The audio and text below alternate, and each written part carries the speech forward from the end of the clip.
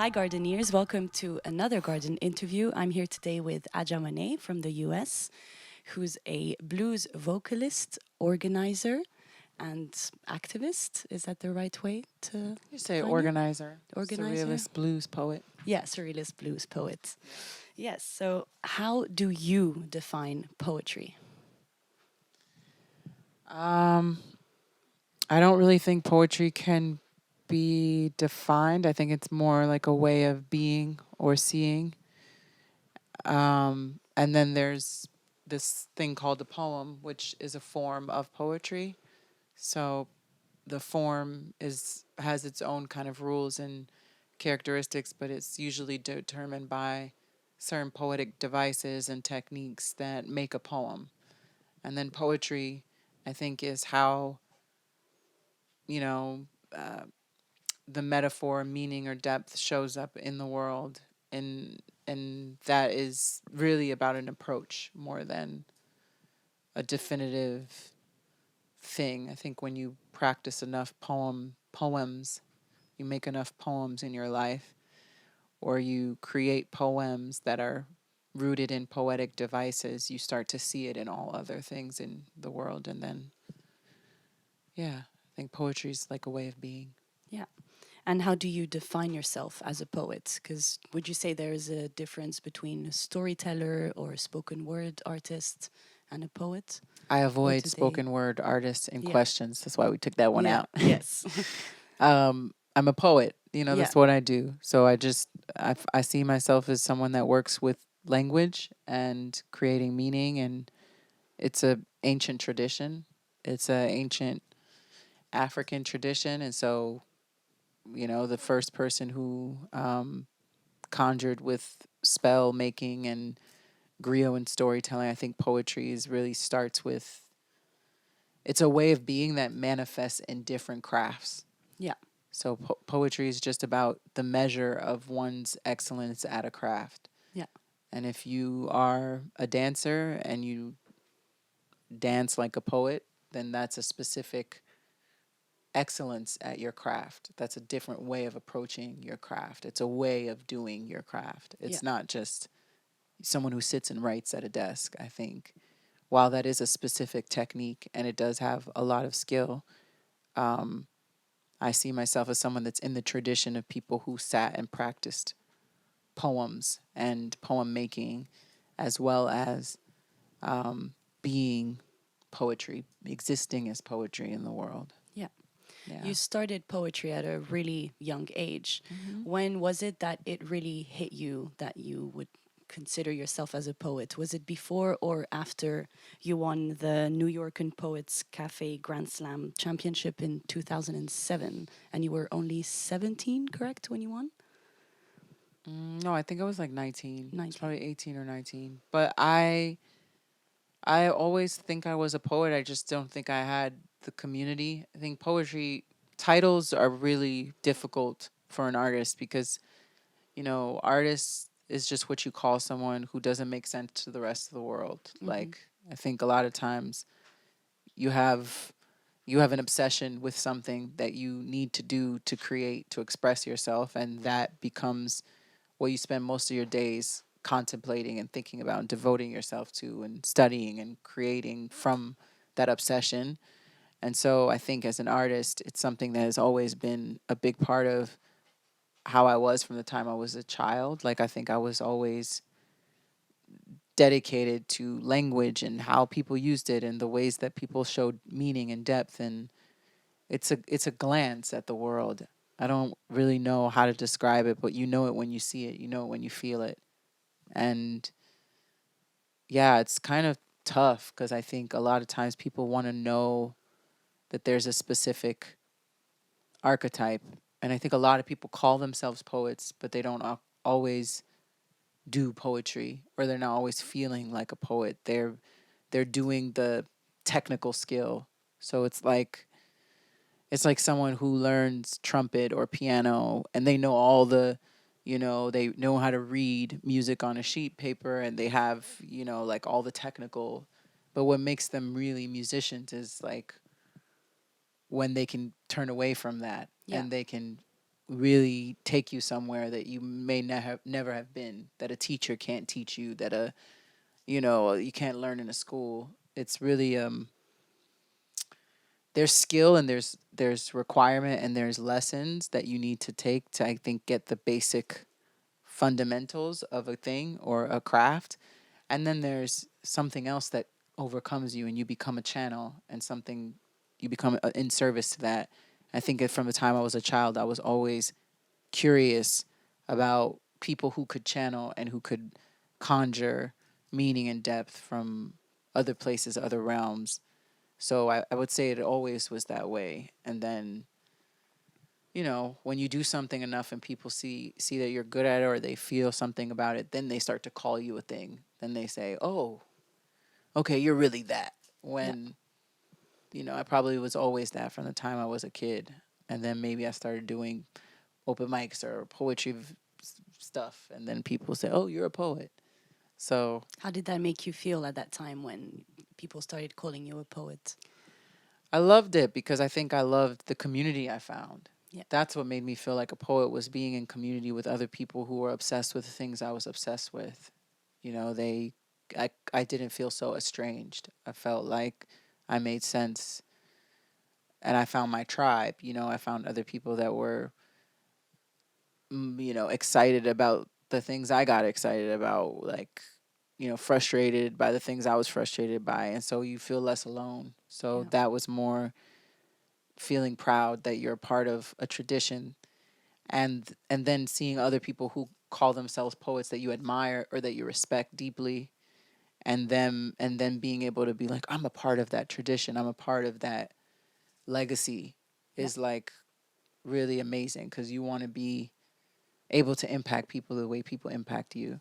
Yeah. And from when was it that you started calling yourself more a surrealist blues poet? When did that come in? More recently, because I think that with the way that things are today, it's just, I hate to say, I always feel like I sound old, but I probably am. I'm like 10,000 years old in a day. So I do feel a lot like I've been traveling for some time on this realm of beings and things. But I think because you see that there's a certain level of, like, I don't know, like everything is so hyper constant. Like there's just so much on the internet, so much on social media, that people, and the education system is so bad. Art school is so bad in the States. Um, that I don't think people really know what they're saying when they say a thing.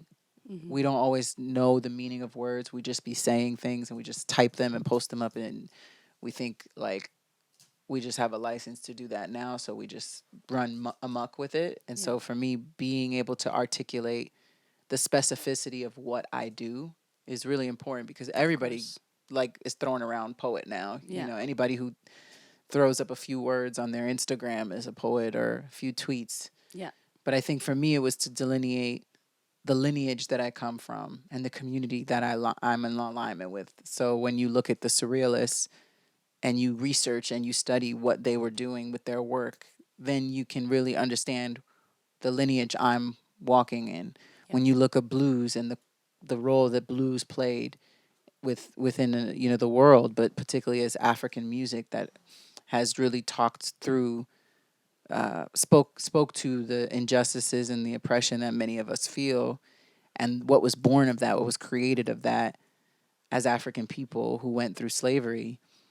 I'm totally a part of that tradition. Yeah. So it it gives a context for what I am a part of, rather than just being like, "Oh, you're a poet," Yeah. because some people don't really understand what that actually means, and they don't have, everybody's school of thought of poetry is different. Like some people just only studied Walt Whitman and they don't know anything about black poets or Yeah. the negritude poets, or so I Yeah. give at least those references, give people somewhere to hold onto and to kind of, Yeah. See that there's more above and beyond. yeah. Yeah. Yeah. How would you describe your growth throughout these last few years? Hmm. because now, so you spoke a lot about community, that you found your community, your tribe. So how would you define that growth? Well, I think that was the first time I did. I think you're always looking for your community and your tribe, no matter where, no matter how old you are, what stages you are, because things always change. You know, so long as you're living, life is constantly changing. So no, there's never a consistent way of existing. So there's many times I felt isolated or alone because the change of the time or location or, you know, whatever may happen. But right now, you know, I'm more aware, more present, and I've lost people really close to me. So I think grief really sobers you, and a lot of things that people think are very important, you just start to not really care about that stuff, you know. Mm. I think I was never like that person anyway, but I'm a little bit impatient with things. Um, because I'm so present. I think I'm impatient with like I'm trying to get better at it, but like just ignorance, you know, and materialism and certain things that I'm learning just don't serve the person I am now. I think I was way more trying to get people to like to explain myself to people or people to like me or concerned about certain things when I was younger. I think that's also just women, how women are brought up. Mm-hmm. But I'm less tolerable of things that I don't actually value. Yeah, I that's think good. maybe that's probably what I would say. Okay, nice. And so your debut album, is there any reason, firstly, because I saw the last few singles, your debut album and your artist name, it's all in small letters. Why that decision? It's a weird thing. It's an artist thing. Yeah. It's the same reason why I made y'all go get natural flowers. It's just a feeling. Yeah, of course. Yeah. It's little. It's like I know people think that artists are crazy, but it's really because we be having other things in our head. You know, sometimes you just have like spirits that be talking to you and be like, yo, like for me to do what I need to do, you need to fucking make sure the room is like this. Or, you know, it's just like weird little things that for me, honestly, I just don't like capital letters. Yeah. It feels very patriarchal. That's really what it is. It just feels Okay. hyper masculine. Okay. I like the shape of lowercase letters. I like when they're round edges. I like softer edges. Yeah.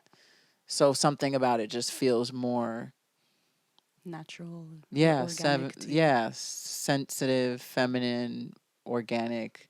Okay. The sharp edges just don't it doesn't feel like me. When I see my name in capital letters, it's like that's not me. Yeah. When I see it in lowercase, I'm like, "Oh, it's just smooth, you Yeah. know? Like the M, like M is Yeah. just too much and then it's just M. It's like something about the energy of the letter flows. Mm-hmm. Whereas before it's just rigid. Those things. Yeah. Yeah. You know? Yeah. It's I I get don't that. know. It's weird. Yeah. Oh, well, nice. I like that explanation because I agree with that. It's Yeah, capital weird. letters could look a bit, yeah, patriarchal because yeah. It's weird. It's a weird obsession. But it always fucks me up because on Word document they automatically always put caps when you start like a new sentence, Yeah. new letter. So you always have to go back. And then sometimes in my book of poems, I didn't do that or I forgot to do that. So people probably look at some places there's caps and some places it was all supposed to be lowercase. It just got fucked up Yeah, with the edit. and that. Yeah.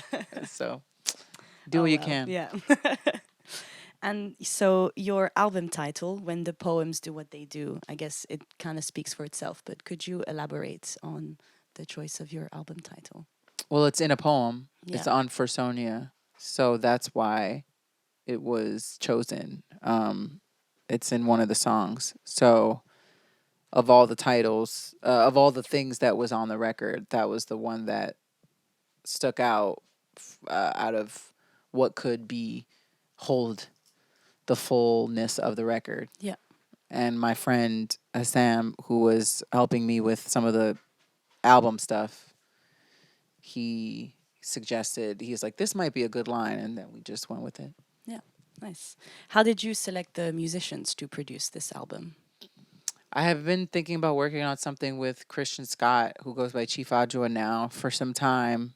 I had worked on something with him for something he had produced. And then when the opportunity presented itself, it was just like we were both in LA. I At first Terrace Martin was the person that asked me to do a record, and then people say a lot of things, so you just it's rare that people follow up. And then I got the resources to make it, and then Chief Adjoa was like, okay, like I think I can make time because it was COVID, so people had locked down and wasn't traveling as much, which was in my to my favor. And then of course some more Pinder Hughes. We go way back. He's come to my house and done a lot of stuff for us when we were doing these jam sessions for community organizing in Florida. His sister we met also in Miami, who's the flautist. Weedy and Luquez were recommendations of Chief Adjo when I shared what I wanted, the energy that I wanted for the record. And then Marcus Gilmore, he's one of my favorite drummers. I played with him before in different capacities. So like in poetry settings where he was a part, he played with like VJ and stuff. So it was just like, what would be the dream? Yeah. Yeah. Nice. And for this tour, so you have completely different musicians. How did you select these musicians to accompany you? Well, the whole concept of the tour is to deal with the reality of the economic reality that we're all facing, which is that there's a recession. There are people that can't afford just basic necessities, let alone like traveling and booking things the way that you would like them to be done. So for us, like when I started thinking about the struggle for that and thinking about surrealism and what it means to be a surrealist blues poet, the biggest thing that I get the joy out of with the record was improvisation. Yeah. So being able to improvisation is probably one of the most unique African skills we have. And understanding that I always said like our social movements should be like jazz, and I think that that's how I kind of approach a lot of things in my life. It was just like we have to improvise with what we have. And so I'm also an organizer. So the idea of improvisation and being deeply in relationship with community birthed this concept of the Surrealists, which would be us engaging with local musicians in every city that we visited. So that it allowed also for us to play and have new, fresh ideas presented and experimented, and us to explore the imagination of what the poems could do together, but also so that communities in the cities we go to could be connected to the musicians from their own city. Yeah. In a deeper way, and possibly even learn about new musicians in their community or support people that they already love experimenting in this interesting, cool way. So yeah, that's kind of all of the musicians were recommended through other musicians or friends of friends, and the caliber of musicianship on the record is so high that I think it's inspiring for other musicians to want to like work with that sound and work with the poems in that way. So that's kind of also been cool because I think it's brought out the best of the musicians we're working with. Yeah, yeah. So a great way to network and also for them to then be able to discover their music talent in another way through improvisation. Yeah, and the hope is that musicians see the role of what they're doing as like the capacity to organize their communities. Like people need live music. Yeah. And a lot of times live music is seen as a privilege, but it shouldn't be. People should have access to that experience. So it's been an interesting, exploration. I'm learning a lot. Yeah. About myself and also about collaborating with musicians and learning how to communicate. Yeah. In other ways. Yeah, I guess that's an ongoing process. Yeah, it's actually very exciting because it's like being in school every day. Yeah. And what is your creative process like? Where do you get all of your inspirations to write your poems and to work on I think it's just improvisation? living, the art Yeah. of living day to day. You don't know. Yeah. Do you write every day, would you say? I try to, but I don't. Not when I'm like moving and doing a bunch of stuff. I don't. Not as much as I should. But I try to, do the Mm-hmm. best that I can with what I got. But for the most part, I'm writing even when I don't realize I'm writing. Yeah. Because life be writing you, you Yeah. know. Okay. That's a nice way to put It's it. just the way it goes. Yeah. You're a very busy woman. What is your favorite thing to do to relax when you're not busy with organizing? Mm, I don't know if I have favorites. I like different things for different situations. But I love food. I love music. I really love food. I'm not really happy without good food. Good Yeah. food determines everything. Yeah. My experience about everything is determined by my relationship to food. Yeah. I could be sitting on the floor with, you know, nothing around me, but if the food is good, I'll be in heaven. Yeah.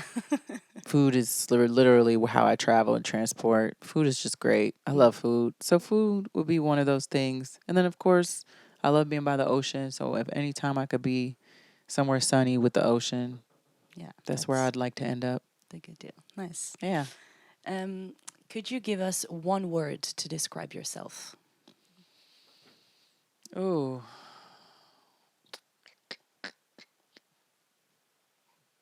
Hmm.